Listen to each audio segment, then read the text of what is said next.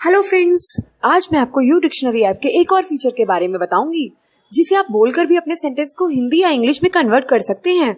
इसके लिए आपको कन्वर्सेशन टैब पर क्लिक करना है। उसके बाद इंग्लिश टैब पर क्लिक करें। What is the capital of India?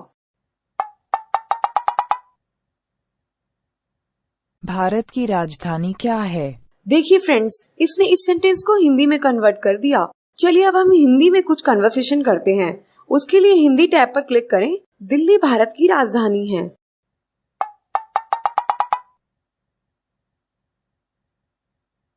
Delhi is the capital of India. देखिए फ्रेंड्स, इसने इस सेंटेंस को इंग्लिश में कन्वर्ट कर दिया है ना कमाल का फीचर फ्रेंड्स। इसे डाउनलोड करने के लिए डिस्क्रिप्शन में लिंक अवेलेबल है, वहाँ जाइए और जल्दी से डाउनलोड करिए। Thank you friends. एक समय की बात है, एक गांव में बहुत बड़ा पुराना बड़ा सा घर था। पूरे गांव में वह घर भूतिया खंडहर के नाम से जाना जाता था। कोई भी गांव वाला उसके आगे से निकलने में बहुत डरता था। आधी रात होते ही उस घर से डरावनी आवाजें आने लगती थी। एक दिन रमेश नाम का लड़का शहर से अपने भाई के घर गांव आता है। रमेश वहां से गुजर रहा होता है।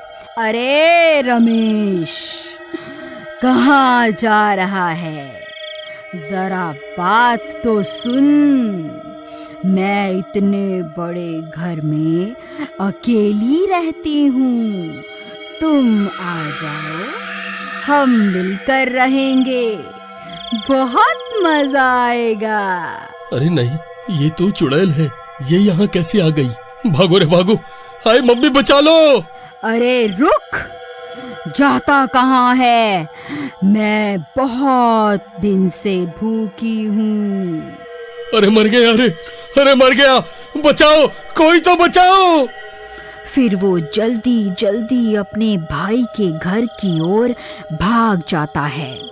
अरे भाई दरवाजा खोलो, महेश भाई दरवाजा खोलो जल्दी। अरे भाई कौन है इतनी रात को जो दरवाजा पीट रहा है?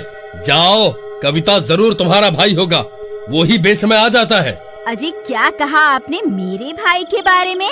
जरा अपनी आंखों का इलाज करवाओ। ये मेरा नहीं, आपके भाई साहब पधारे हैं। बड़े आए। अरे पागल औरत, वो शहर से बहुत सारी सोने की गिन्नियां लाया है ताकि यहाँ मेरे पास संभाल कर रख सके। क्या कह रहे हो जी? तो ऐसा बोलो ना कि लक्ष्मी जी पधारी है। मैं अभी आई लक्ष्मी जी। फिर वो दरवाजा खोलती है तो रमेश डरा हुआ खड़ा होता है। अरे भैया, आपका गांव तो बहुत डरावना है, यहाँ आते ही ऐसा स्वागत होता है क्या? पर हुआ क्या? इतने घबराए हुए क्यों हो? क्या बताऊं भैया, यहाँ भूतों का वास है क्या? मैं तो घर की ओर ही आ रहा था, लेकिन जिस रास्ते से आ रहा था वहाँ पर एक बड़ा सा घर था, और जैसे ही मैं उसके आगे से निकलने लगा वहाँ मुझे चुड़ैल दिखाई दी। वो मुझे बुलाने लगी। क्या कह रहे हो भाई? तुम्हें वहाँ से नहीं आना चाहिए था। वहाँ से जो भी निकलता है वो गायब हो जाता है। नहीं भैया, मैं वहाँ रुका ही नहीं। जैसे ही चुड़ैल दिखी मैं तो वहाँ से 9-2-11 हो लिया। अब सब ठीक है, तुम घबराओ नहीं। हम कल ही जाकर इन गिन्नियों को किसी सुरक्षित जगह पर दबा देंगे। फिर अगले दिन सुबह होने पर चलिए अब इन सारे सोने की गिन्नियों को सही जगह ठिकाना लगा दें, जहाँ ये सुरक्षित रहें। फिर दोनों भाई उन सारी गिन्नियों को लेकर घर से निकल जाते हैं। देखो भाई, रास्ते में वही खंडहर आएगा, तुम डरना मत और चौकन्ने रहना। जहाँ हमें जाना है वो रास्ता वहीं से होकर आता है और कोई दूसरा रास्ता नहीं है। नहीं भैया, मैं नहीं जाऊंगा। भाई कुछ नहीं होगा, अगर ऐसा कुछ हुआ भी तो मैं हूँ ना, तुझे कुछ नहीं होने दूंगा। फिर इतना बोलकर दोनों भाई निकल जाते हैं, और जब वह खंडहर आता है तो दोनों बहुत डर जाते हैं। वहाँ बहुत अजीब अजीब सी आवाजें आने लगती हैं। भैया मुझे तो डर लग रहा है। कौन हो तुम दोनों? अब तुम दोनों नहीं बचोगे। हा हा हा हा हा हा। भैया अब हम क्या करेंगे? ये चुड़ैल तो हमारे सामने ही खड़ी है। तुम डरो मत, मैं तुम्हें कुछ नहीं होने दूंगा। तुम मेरे पीछे आ जाओ। फिर चुड़ैल महेश को अपने मुंह में निगल लेती है। भैया नहीं, भागो यहाँ से, नहीं तो ये चुड़ैल मुझे भी खा जाएगी। मुझे किसी की मदद लेकर आना होगा। फिर वो भागकर वापस गांव जाता है।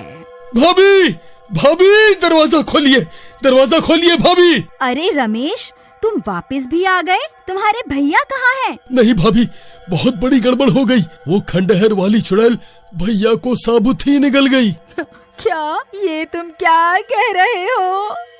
नहीं, ऐसा नहीं हो सकता। भाभी मैं सच कह रहा हूँ, मेरे सामने ही वो चुड़ैल भैया को निगल गई। मैं किसी तरह भाग आया ताकि मदद लेकर आ सकूं। फिर कविता घर के अंदर जाती है और सोचने लगती है कि अब क्या करें। इतने में रमेश कुछ गांव वालों को भी इकट्ठा कर लेता है। फिर कविता, रमेश और सब गांव वाले उसी खंडहर के पास जाते हैं। अरे ओ चुड़ैल, बाहर निकल, मेरे पति को खा गई। हिम्मत है तो बाहर निकल। अरे भाभी, आपको डर नहीं लगता क्या? देवर जी, डर तो लगता है, लेकिन अपने पति को बचाने के लिए मुझे अपनी जान की कोई परवाह नहीं है। इतने में चुड़ैल वहाँ आ जाती है। सब गांव वाले बहुत डर जाते हैं। आई मम्मी, मचा लो, अभी तो मेरी शादी भी नहीं हुई। अरे कविता बहन, आपके तो पति के पेट में है, आप भी अंदर चली जाओ। दोनों साथ में खुशी खुशी अंदर रहना, मजे करना। मैं मरना नहीं चाहता। भाभी जी नमस्ते, मैं जा रहा हूँ। ये तो बहुत खतरनाक दिखती है, भागो रे यहाँ से, अपनी जान बचाओ।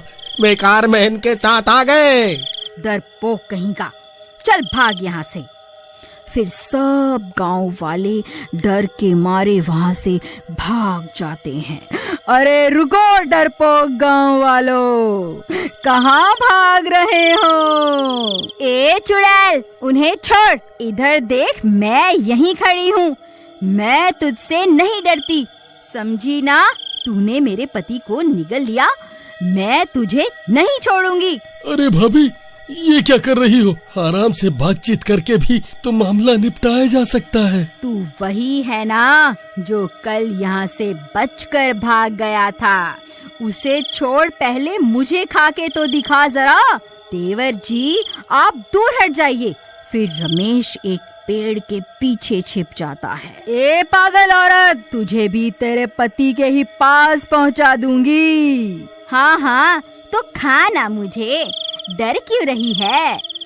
फिर उस चुड़ैल को बहुत गुस्सा आ जाता है और वो कविता को भी मुंह में डालकर निगल जाती है। कविता भी चुड़ैल के पेट में पहुंच जाती है। अजी, आप ठीक तो है ना? अरे कविता, तुम यहाँ कैसे आ गई? तुम्हें यहाँ नहीं आना चाहिए था। और कैसी नहीं आती, मेरी लक्ष्मी जी तो आपके ही पास थी ना। हे राम, ये क्या कह रही हो? तुम्हें अभी भी गिन्नियों की पड़ी है। तभी कविता अपने पास से हनुमान जी की मूर्ति निकालती है, जो उसने छिपाकर अपने पास रखी थी। हे पवन सुत हनुमान, हे बजरंग बली, हमारी रक्षा करो।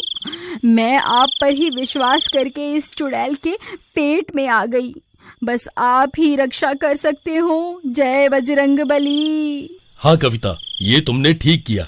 अब तो इनका ही सहारा है। बजरंग बली की जय हो, पवन सुत हनुमान की जय हो, सियापति रामचंद्र महाराज की जय हो।